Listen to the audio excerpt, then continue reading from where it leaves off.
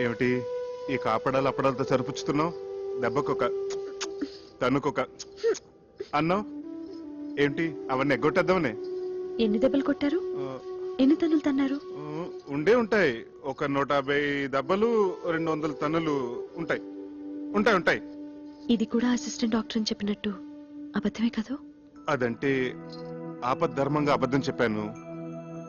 ఎందుకలా చెప్పారు? ఆ, అది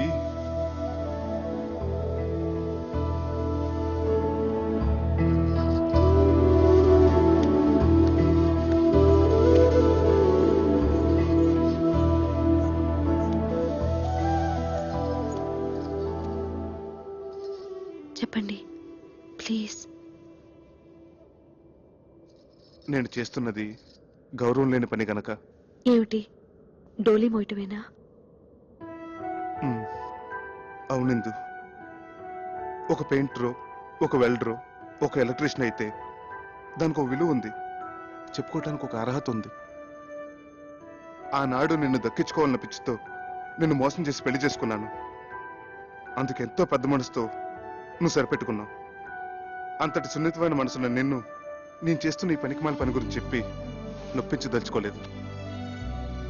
అందుకే అబద్ధం చెప్పాను. ఓ మంచి ఉద్యోగం వెతుకుంటున్నాను. ఇప్పుడు చేస్తున్నది మంచిది కాదని ఎందుకు అనుకుంటున్నారు? గౌరవం లేదని ఎవరు చెప్పారు?